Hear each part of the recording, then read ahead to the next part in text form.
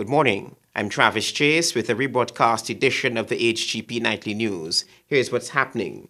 Just 2 weeks after 8 prisoners escaped from the Camp Street prison after decimating the jailhouse by fire, another security embarrassment is facing the Public Security Ministry. 13 prisoners staged a war zone getaway from the Lusignan prison during the night. A massive manhunt is underway to rope them in with the other 4 who escaped from Camp Street 2 weeks ago. Here is more. Monday morning, 13 hardcore prisoners, men deemed career criminals, escaped from the swamped area of the Lusignan prison. Police released the names of those on the run, but have not, up to the time of this report, released their identities. But a usually reliable source has released these photos to Nightly News of a few of the escapees from Lusignan. Public Security Minister Kemraj Ramjatan, in briefing the media, said that the men tunneled the prison fence and fled into the Lusignan backlands. But they burrowed themselves out from that ground, digging a hole from inside, then burrowing towards the outside, coming up on the outside in the northeastern section, extreme northeastern section. It's unfortunate that because of probably a number of other reasons, that there was heavy rainfall and all of that last night, and I don't know what happened, but we are going to soon know what happened.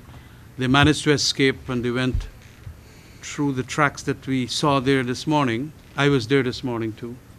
They went eastwards to the Lusignan backlands. Heavily armed police and soldiers have been deployed around the lower east coast Demerara following news of the escape.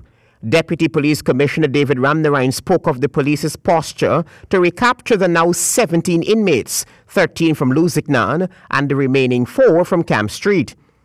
And then we have an arrangement in place which will respond to all these bits of information across the country that we receive, which will also be inclusive of the utilization of the SWAT unit, information which we're going to process into intelligence. We already have some bits of information. Unfortunately, none of those bits of information have proved to be helpful, but we respond to each one of them.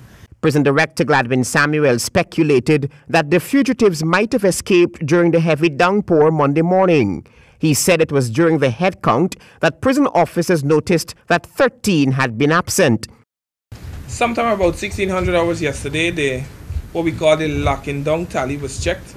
We had 99 prisoners in the swamped area, 104 in the new holding area, and 136 within the Lusignan prison.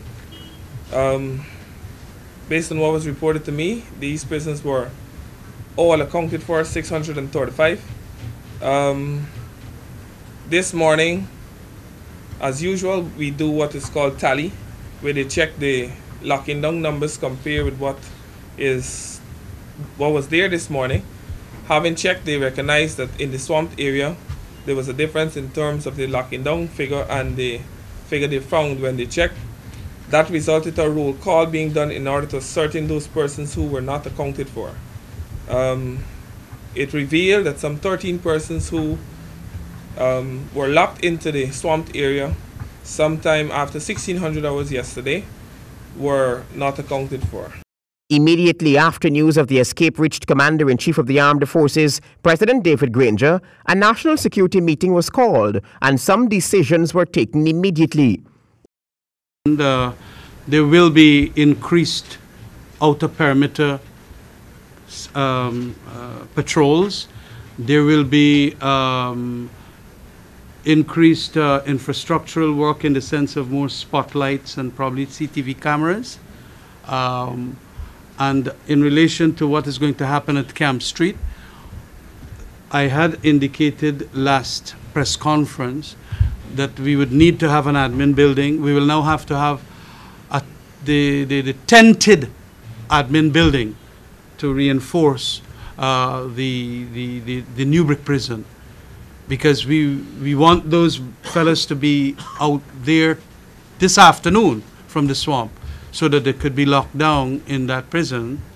But we need administrative staff. we will need definitely that, and we are arranging all of that this afternoon. Police are asking the public not to engage the escapees in any way possible, but to report all suspicious activities to the nearest police station. To ask the public to rely on us, to cooperate with us, to be patient, to be vigilant, extra vigilant, to provide us with whatever information, strange characters, movements, suspicious activities, particularly in certain areas that we consider to be backlands, where farmers, in the main, would tend to tend to crops and so on, to be a little more careful as to what hours you remain at the back there, and so on, even though there is response capability from a joint perspective in those general areas. So at this point in time, there's another bit of information that we're working on right now, which may turn out to be very useful sometime later, which we're kind of processing right now, and I would hope that we get down there. You can stay tuned to the HGP Nightly News here or on our Facebook page for breaking news. We tell you now that senior government planners were chided by the finance minister on Monday for a pattern of unpunctuality and irregular attendance at work. Kristen Macklingam reports. Finance Minister Winston Jordan appeared irked by the late attendance of several senior government planners at Monday's budget preparation and sensitization workshop at the Marriott Hotel. The program was scheduled to start at 9 a.m. but got underway after 9:30 a.m. and that had the minister waiting on his subordinates, including permanent secretaries and other high-ranking officials. We don't have the discipline to be on time and to get anything done on time. Finance Minister Winston Jordan. Minister Jordan explained that it does not bode well for Guyana if persons cannot observe time and execute discipline to be both punctual and present at their places of work. He bemoaned the practice by some government employees who utilize their sick leave days without actually being ill, and that this should not be so. I'm really passionate about time and people coming to work late or using the excuse of sick leave to not be at work. Be careful what you wish for in taking sick leave when you're not sick. He added that persons need to display a more professional and committed approach to their duties and responsibilities if they are to personally better their lifestyles and assist in the development of Guyana, especially when compared with international standards at workplaces. Reporting for HGP Nightly News, I am Kristen Macklingam. Then Commander of A Division Clifton Hicken took to the stand Monday as the Commission of Inquiry into the alleged plot to assassinate President David Granger continued. Hicken was accused of dereliction of duty by Mr. Paul Slow, who's heading the inquiry. Then Commander of A Division Clifton Hicken took to the stand Monday as the Commission of Inquiry into the alleged plot to assassinate President David Granger continued. Hicken was accused of dereliction of duty by Mr. Paul Slow, who's heading the inquiry. Hicken told the inquiry of how he first came into contact with Andrew Gillard, the man who said he was approached to take out the head of state for $7 million. About 09 hours or thereabout, I was called by Senior Superintendent Wendell Blanham, crime officer, indicating that there was a man by the name of Gillard at Ministry of Public Security's office who has information in relation to a plot to assassinate the president. He asked me to have him escorted to his office. I sent no lesser than my DDO, have him brought to my office, confirm his name, inform the Commission Police, and send him to CID headquarters. Hicken said that after that call by Crime Chief Wendell Blanham, he did not seek to get any other information from Gillard, but reported on the call he got from Blanham to Commissioner Silal Prasad. That's when Commissioner Slow objected. And according to you, not me, that the man came to you, but you did not seek to find out what is the nature of the... No, I don't want you to take me the wrong path. I said CID headquarters asked me to escort him. I didn't know what is the information flow. I didn't want to distort anything, so I just confirmed the person who he asked me to take up there was the right person. Mr. Akin, we're still not accepting that. You know why? You are the Assistant Commissioner of Police, Commander A Division. The Crime Chief, Mr. Blanham, calls you you can't instruct you. He calls you to ask you to get a man escorted from national security to St. Headquarters, and you'll seek to find out what is the nature of this matter. I find that very strange. I don't want you to omit this part. I said I reported the matter to the Commissioner of Police. But what you reported to the Commissioner is, what did you report to the Commissioner? That the information the Blanham gave me and the man was coming to my office to confirm. What information did Blanham give you? That a man is at the Public Security Office by the name of Andrew Gillard has information in relation to a plot to assassinate the president. Well, again, that makes it more interesting. So at the time when you sent to Gillard, you were aware that the allegation was a plot to assassinate the president. That's what you said? Information, he said. Information. Yeah. In fact, the commission heard that the alleged plot to assassinate the president was not discussed at any senior meeting with the police commissioner and other commanders. Then, Major Crimes Investigator Inspector Narain took the stand. He admitted under intense grilling that it was top cop Silal Prasad who telephoned the CID and instructed that the alleged mastermind be released. Prasad was on leave at the time. I can't recall the exact time, I received a call from Commissioner of Police, Mr. Silal Prasad. He asked me what was happening in relation to the matter. I told him there was Imran Khan at the station behaving in a certain manner. I told him that we have his brother Nizam Khan in custody in relation to the allegation by Mr. Gillard. And I told him also there were allegations by Imran Khan, Mr. Gillard, and Nizam Khan reporting that they were threatened by each other to kill each other right in the station. As a result, everyone was in custody at the time, Mr. Gillard also, because of the report of the threats. He then instructed that I send Mr. Imran Khan on his own recognizance and place the other persons on bail. As a result of that, and the fact that Mr. Prasad was on leave at the time, I called Mr. Caesar and I told him what the instructions were.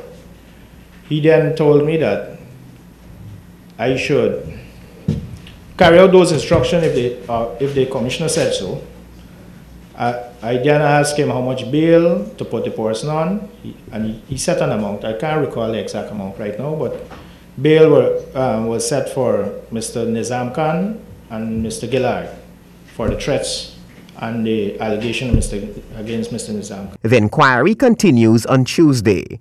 Travis Chase, HGP Nightly News. President Granger has deemed the calls for reparative justice as necessary. The head of state said public education at all levels on this cause is paramount. Rodin James reports. Public consciousness through public education in support of reparative justice must be heightened. Public education initiates the enhancement of consciousness for the achievement of justice. The head of state was at the time delivering the keynote address at the National Rastafarian Conference, which opened last Friday in collaboration with the Guyana Reparations Committee at the University of Guyana. Mr. Granger explained that awareness and education will only allow for greater solidarity, which will serve to bolster the region's collective advocacy at the international level. We therefore need to sensitize the international community of the legal and moral obligation for recompense for the offenses of enslavement, the offenses of native genocide, and the offenses of the oppressive character of indentured immigration. The head of state stated that reparative justice is not an alien concept to Europe and the rest of the world. He recalled that Britain had compensated sugar planters for the loss of their slaves in 1838, as well as the victims of the torture during the Mau Mau uprising in Kenya, among several other similar events. International ignorance and intransigence to reparations will yield results only through unrelenting regional agitation. The president maintained that the world must hear a collective voice from the people of the Caribbean. We suffered first We suffered first. The aim of the National Rastafarian Conference is to bring together leaders and members of the Rastafarian community to discuss the issue of repatriation. Royden James, HGP Nightly News.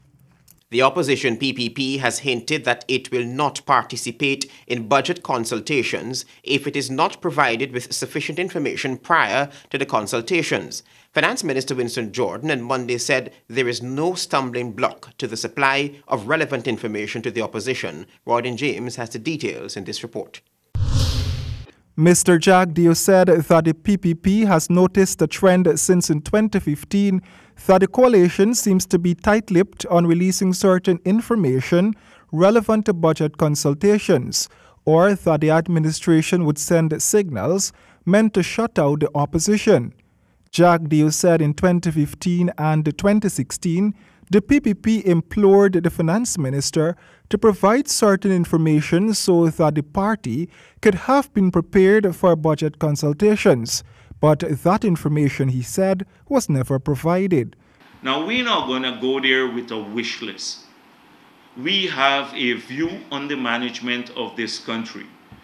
But Finance Minister Winston Jordan on Monday rubbished those claims by Mr. Jagdeo, saying that Mr. Jagdeo was simply playing to the gallery. Mr. Jordan said that enough information has been provided to the opposition, be it in writing, oral, or otherwise, and that the party's threat to boycott budget consultation shows nothing but immaturity. I think at the end of the day, everybody has to recognize that the budget is within the purview of the executive. We will consult widely, we'll invite everybody. If they turn up, good enough. They will have an audience with us and they will share what are their concerns, hopes and aspirations. If they don't turn up, the budget will still come out on time. Mr. Jagdeo said he is not going to take Minister Jordan budget framework as gospel. But it was this same Jordan who provided the budget framework when Mr. Jagdeo was president. We are not accepting Jordan's framework as the fiscal framework because we want to see whether the assumptions in crafting that framework were accurate and realistic. What we have done is, instead of waiting for budget, we have institutionalized during the year consultations. And so since budget 2015, I've said that my door is open. So if they want a consultation, you don't have to wait until budget. They could request a consultation and you come. But to make a big fuss and a song and dance about whether you're coming and you're not getting documents, come on, it's bigger than an opposition. A responsible opposition and a comfortable opposition is far bigger than that. Budget consultations are ongoing as the government focuses on producing yet another early budget. Royden James, HGP Nightly News. Thank you, Royden. A top Jamaican food and drug expert and the government food and drug department are advising Guyanese about fake online news about plastic rice. No such thing as plastic rice exists, they say. Royden James reports. News has been breaking online for the past few months about plastic rice, but it turns out that those breaking stories might be fake news. YouTube videos circulated over the past few days showed persons giving detailed explanation on the impossibilities of having such thing as plastic rice. Now, a Jamaican expert in manufacturing, Operations Manager of Technological Solutions Limited, Mr. James Kerr, spoke to Nightly News on the issue on Monday. There are people who create these fake news. They make money from it, surprisingly, and it keeps appearing, and like I said, things on the internet never disappear. They just keep popping up. But there's really no such thing as plastic rice. He explained that there would be situations in which rice could be deemed substandard or may have a high value of broken grains, and as a result, may not cook well. I mean, I've seen government ministers come on TV showing that the rice is plastic. But again, it didn't work out because most people said the person didn't know how to cook rice properly. Right? But there are substandard rice that come in from all over the world. Not Guyanese rice though. Head of the Government Analyst Food and Drug Department, Mr. Marlon Cole, said he suspects there might be an ulterior motive among persons who gave prominence to the issue of plastic rice. When we think about the possibility of producing on a large scale plastic rice, it probably would be more expensive than rice itself. So there always been suspicion there. To date, no package nor sample has reached the department. Only recently, the Jamaica Parliament shut down a debate on plastic rice. Jamaica's Agriculture Minister is on record as saying that it might be persons' inability to cook that might lead them to believe that plastic rice exists. Royd and James, HGP Nightly News. There are indications that unforeseen circumstances will push the coalition administration to spend more than the revenue it is capable of generating during the upcoming fiscal year. Budget planners are being urged to get rid of dead weight on their programs. Eugene Noel reports. The Finance Ministry is demanding vastly improved performance from planners in every sector to ensure that the allocations of the 2018 national budget churn out the best possible results that can be had from the taxpayers' dollars. Finance Minister Winston Jordan pointed out that the revenue expenditure equation for the next fiscal year would demand a more pragmatic approach to budgeting. The 2018 budget is being crafted at a time when domestic revenues and other sources of financing are not expected to be substantially higher than 2017. You are well aware of demands by certain groups for removal of one tax or the other. You are well aware that as a result of our upper middle income classification, concessional resources are dwindling. So, we will have to exert greater effort to widen the tax net through greater efficiency in the administration and collection of taxes. Heads of budget agencies are now being tasked with adjusting to the reality of lower expectations for revenue, while unavoidable spending is expected to be higher than earlier contemplated. Expenditure pressures continue to mount. For example, in 2018, we have to find new monies to finance local government elections and rebuild the country's prison system, even as we continue to support Gaisuku, which continues to consume billions of dollars. But as the coalition prepares to present its fourth national budget, one recurring problem has been the slothful implementation of the public sector investment program, resulting in many rollover projects which may not see the light of day during the next fiscal year, due to a few cases of unavoidable spending. As at the end of June, less than 30% of the public sector investment program was expended. What is the reason for this continuous sloth in the implementation of the PSLP at a time when it was touted as a boost to spending in the economy?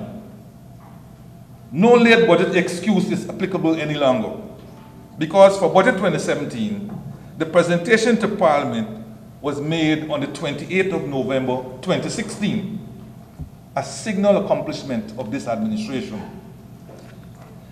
Where is the benefit from early budget presentation when, for example, we still have budget agencies in June figuring out specifications of items to be purchased?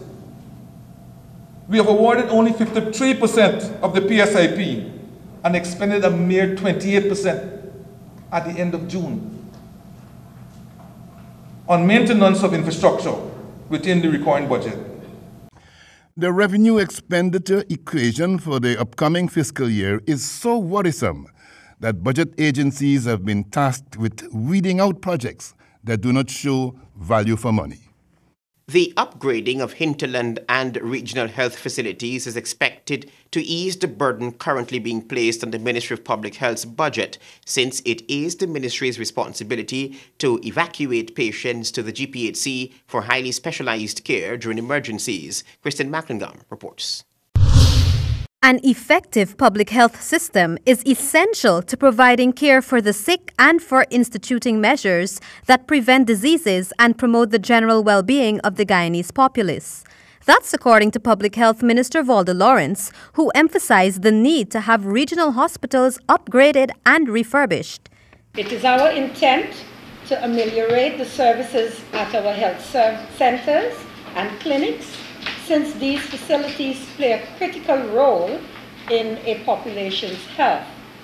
Minister Lawrence stated that it is necessary to implement these changes at all regional hospitals and even upgrade health centers and health posts in remote locations to ensure that citizens can access the health care they require. The ministry wants to ensure that this service reaches all our communities and that we cater adequately for their needs. Meanwhile, Minister of Finance Winston Jordan, who last week inked a line of credit with the government of India to boost healthcare services in Guyana, posited that residents of the immediate and surrounding areas can expect to benefit from improved healthcare delivery and service. As observed over the years, many residents of the outlying regions prefer to seek medical attention at the Georgetown Hospital, believing that the services provided there are superior to those provided by the regional healthcare facilities. This intervention is expected to change that perception, while allaying fears about the quality of the regional health systems and facilities. Reporting for HGP Nightly News, I am Kristen Macklingam. Thank you, Kristen. Government does not seem to be buying into the notion of banning imported products which could be produced in Guyana, but substandard products will not be allowed entry. Rodin James reports. There has been a conversation recently about placing a ban on imported products which can be sourced locally. Only recently, Finance Minister Winston Jordan made the conversation unpopular when he said that the government has no plan to do so. On Monday, head of the Government Food and Drug Department, Mr. Marlon Cole, solidified the government's position. Though we would not be able to ban any product coming to Guyana directly from, that is being imported into Guyana, they may be called for banning of products entering into Guyana that can be sourced locally, but we know too well that you cannot do that in the international community. Mr. Cole said while banning is not an option, there are other courses a country can take in that regard, without impinging on the right to free trade. Prevent substandard products from entering into the country, at the same time facilitating trade. And sometimes we know there are many issues as it relates to manufacturers operating under insanitary conditions in some cases. The Ministry of Public Health has recently signaled its intention to have the food and drug legislation revised to ensure that activities in the department are adjusted, so that we can be more attentive to our mandate, which is to facilitate the trade of consumer goods, both import and export, and very importantly to protect our consumers as well.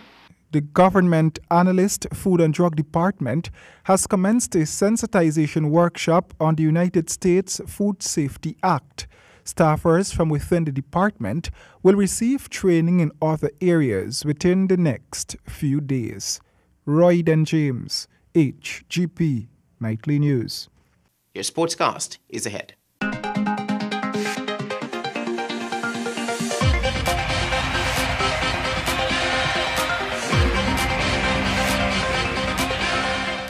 I'm Calvin Chapman with the HGP Sportscast. Good evening.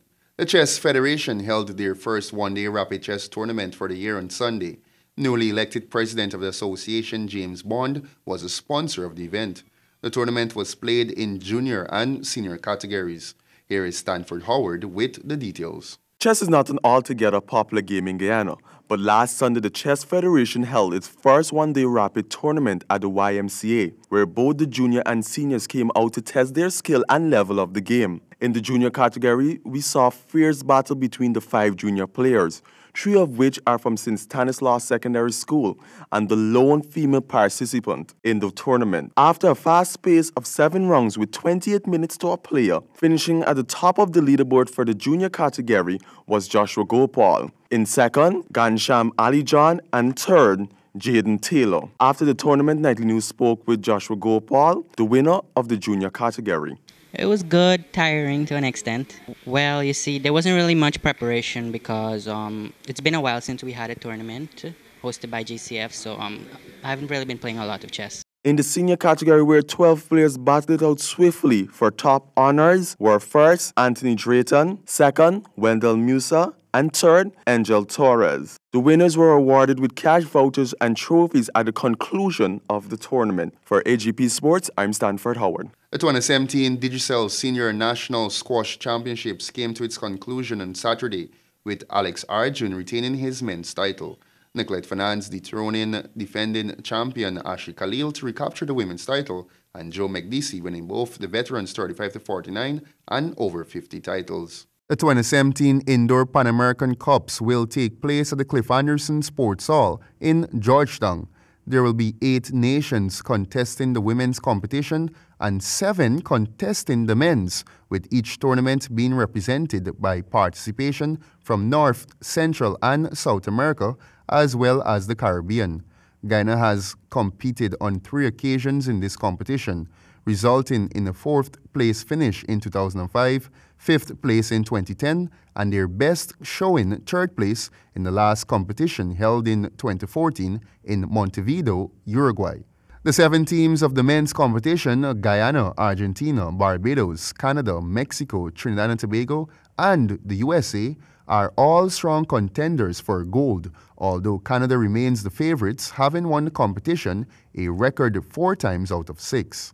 The same 7 nations will compete in the women's competition with the addition of Uruguay. Exciting news. Teams have been confirmed for the Indoor Pan American Cup. On October 14, 2017, Guyana will embark on hosting its first ever Pan American level hockey championships. The tournament, called the Indoor Pan American Cups, will feature 2 simultaneous competitions for men and women and serves as a Pan American Continental qualifier for the International Hockey Federation World Cups, scheduled for February 2018 in Berlin, Germany. On a night where squash of the highest quality was displayed in all of the matches, Alex Arjun and Richard Chin provided a men's final of the highest caliber, with both players pushing themselves to the limit. Alex won a long first game 12-10 and then won an even longer second game 12-10. Richard, who has years of experience, battled back to win the third game 11-6. These 3 games had tired both players, but Arjun held on for a 12-10 game and match win. In the ladies' final, Nicolette Finance, who had not played in the last 2 national opens, was pitted against defending champion Ashley Khalil. Finance won that game in straight sets. In the men's 3rd place playoff, Nyron Joseph and Christian Jeffrey fought it out for 5 hard games, with Joseph winning 3-2.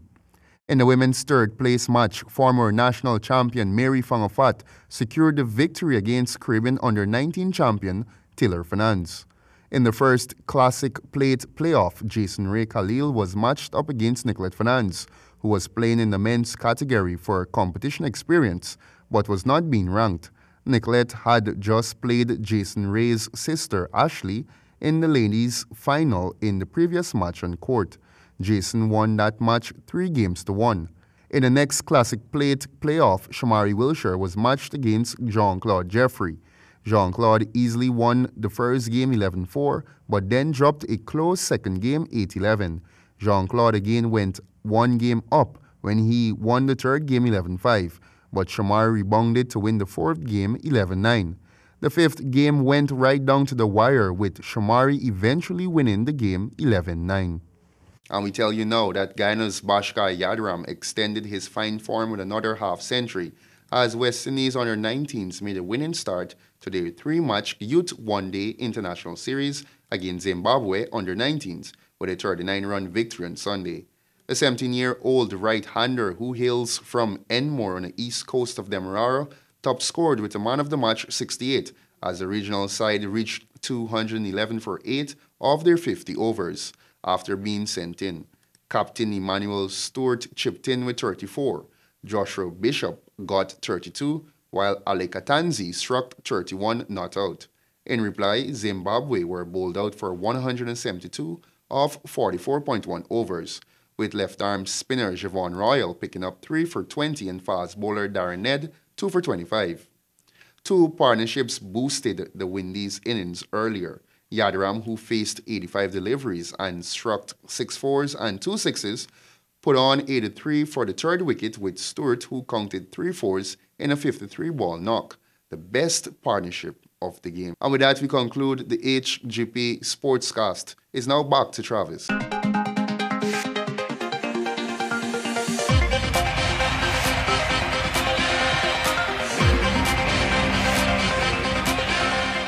"13 prisoners escaped from the Luziknan jail, tunneled their way out during heavy downpour. I did nothing wrong," says Assistant Police Commissioner Hicken. COI hears that Top Cop was the caller and lower revenue generation anticipated for 2018, spending projected to be higher than in 2017.